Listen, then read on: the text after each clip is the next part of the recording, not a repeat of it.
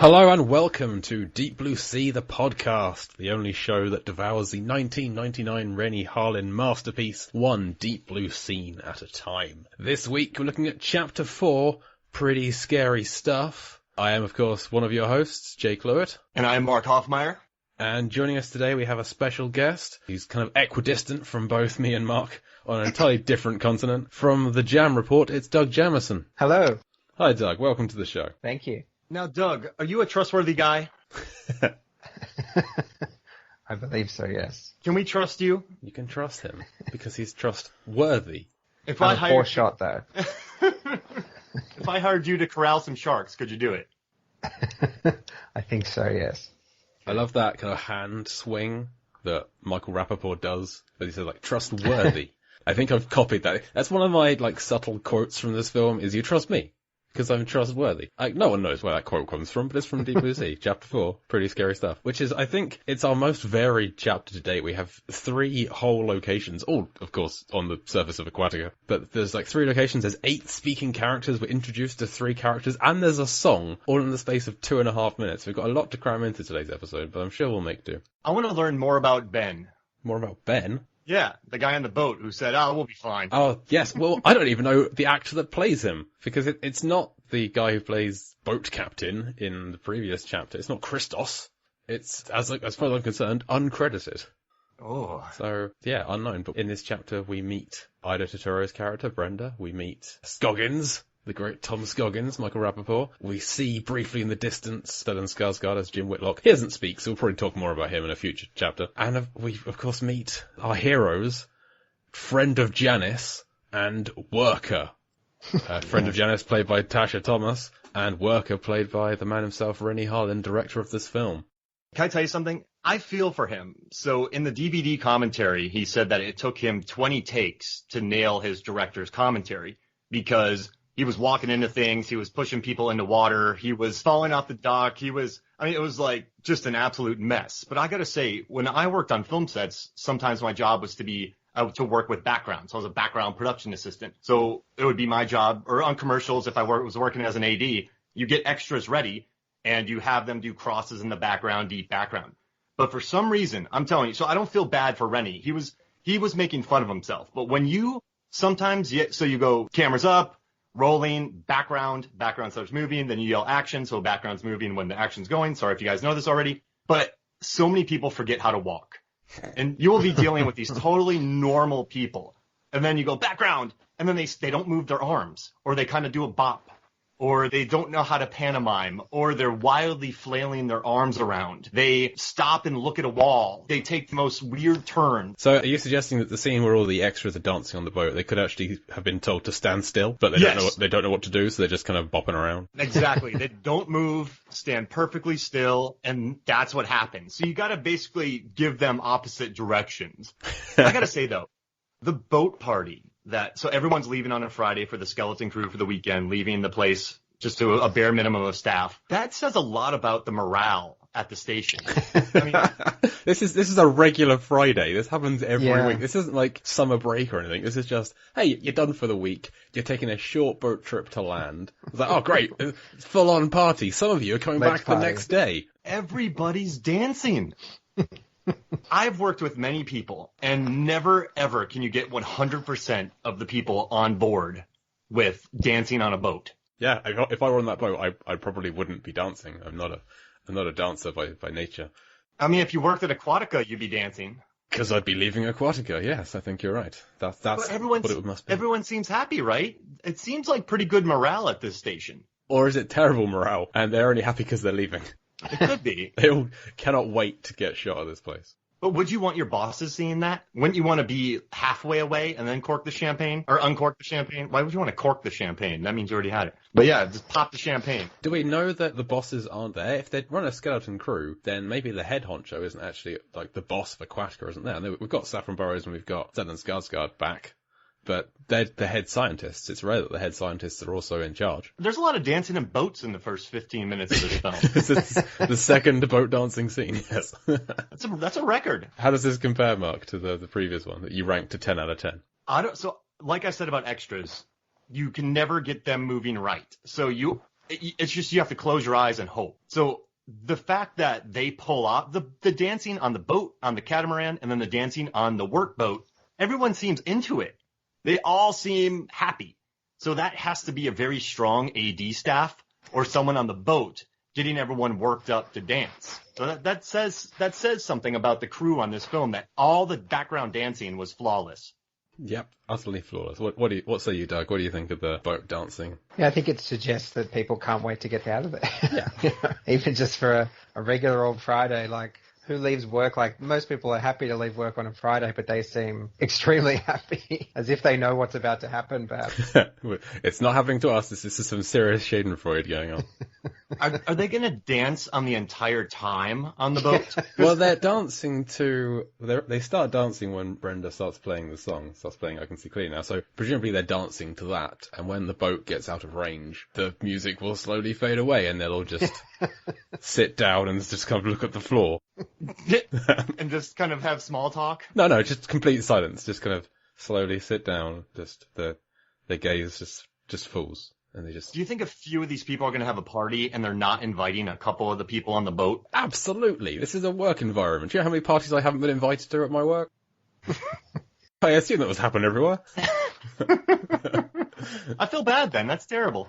We've kind of dived straight into this minute, but Doug, let's get a bit of history with you. What's your history with Deep Blue Sea? I definitely remember seeing it in the cinema, and being a major Jaws fan. I think I'll go and watch any film with sharks in it, just to, in the fool's hope that somehow it manages to capture the same magic as Jaws, which nothing ever really has. But I remember thinking this was a lot of silly fun, and it obviously stars an Australian, so I've got to go out and support that. So I was all in for it, and I seem to remember it being very popular in sort of my circle of friends, because I would have been a teenager at the time, so it was right up our alley. It was enough blood and gore and all that sort of stuff to kind of satisfy a teenage audience, and yeah, I remember really enjoying it at the time. Janice Higgins deserves an Academy Award for expository dialogue dumping. She does it so earnestly. And so we had Zenandi on last week, and she just said that it was just so nice and sort of sweet how she did it and handled it. I mean, there's Razzies, there's Academy Awards, there's Golden Globe Awards. There should be expository dump awards. Because it doesn't end here. It continues into the next scene. This is the second scene in a row of Janice doing exposition, and it's not over yet. Even when she goes, oh, hey, look over there. There's a large Swedish man peeing into the wind. She does that really well, the way she handles that. Her line readings are just pure gold in this. And you just buy in. And even when she said, underneath this glassy surface, there's gliding monsters. And then she's like, pretty scary, huh? I'm like, yeah, that is pretty scary. I said that out loud when she asked me that. I thought she was talking to me, guys. Well, it's a very poetic statement that beneath this glassy surface, a world of gliding monsters. There's poetry to it. And there's a quote in that. I didn't know if you noticed, but Herman Melville, the gliding monsters, is a reference to him. He wrote about a world of gliding monsters. So it's not an exact quote, but he wrote Moby Dick. So maybe that's another reference to another aquatic monster movie / book. It's the worst book I've ever read. I hate Moby Dick. Terrible book. Never read Moby Dick. It's awful. Just chapter upon chapter of whale anatomy. It took me a year to get through. Never again. So I just had to get it in there. But yeah, I think that's another reference. We talked about the nods to Jaws and Jurassic Park and the like in the past few chapters. So this has to be if you Google gliding monsters, he comes up first. So. And these monsters glide. They do. And they are monsters. Literally. Yeah, they are gliding monsters. It's true. Janice is correct. They're Frankenstein's creatures. So, Doug, you mentioned the Australian, Jacqueline Mackenzie. How known was she in Australia pre-99? We discussed this last week, where this is the only project of hers that I've seen. Yes, she is sort of comparable to, Cate Blanchett and Nicole Kidman in this country. She's one of our most revered actresses. Whoa. Yeah. But she wasn't in Neighbours. No, I know. What are you talking about, man? I know. Yeah, she graduated from NIDA, which is our sort of, major acting school here in Sydney. And she's been around for a very long time in theatre and TV. Most people would know her from the movie Romper Stomper with Russell Crowe.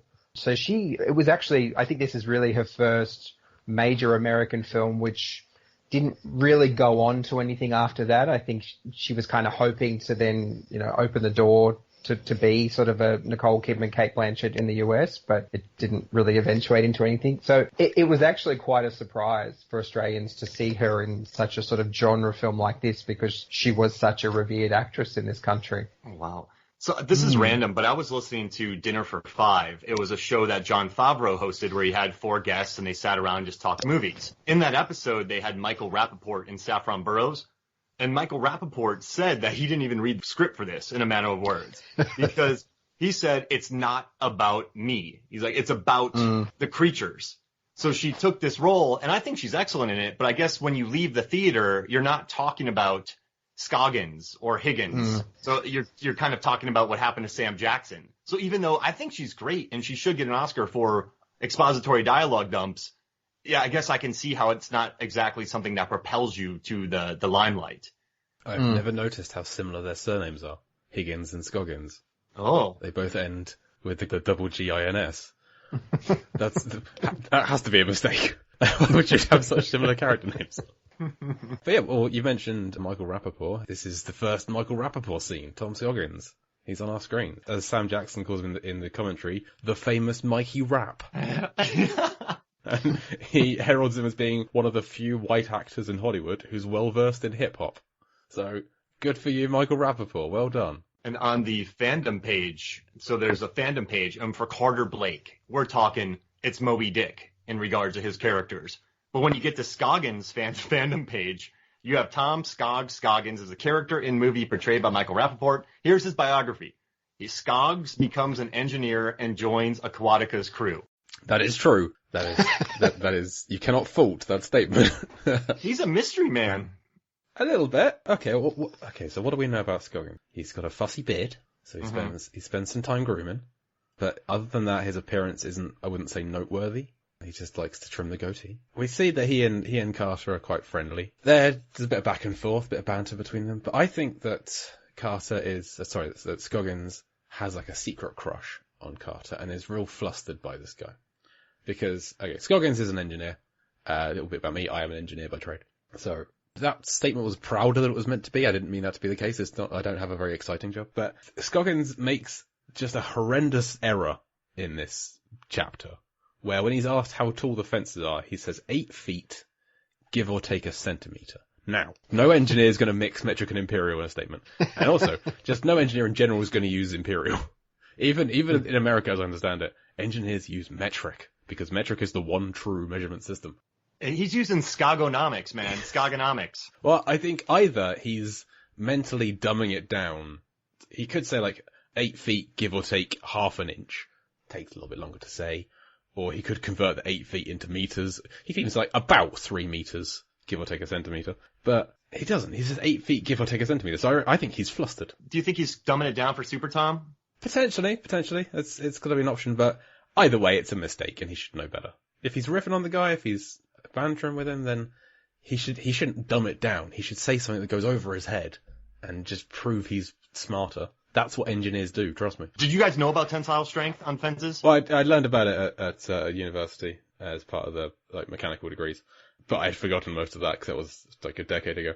I looked it up, and to refresh my memory, tensile strength isn't really what you should be talking about here. I mean, he's talking about what he's talking about is a compressing force. That's what happens with the kind of the water is gravity is compressing on the fencing. Tensile strength is normally a pulling description. It's a pulling force. It's when something is under expansion, not under compression. So if we were talking about like a pulling force, like a car kind of pulling a trailer, that's under tensile stress. But here we're looking at if a bulldozer was pushing a trailer or a car was pushing a trailer, that would be compression, which is what is happening to the fences here. They're under compression and not under extension. So Scoggins has no idea what he's doing here. You're in your element right now. I love it. I've been looking forward to this chapter. I have recorded so many episodes with you in the past, and I have never heard you so happy to be talking about something. You're beaming.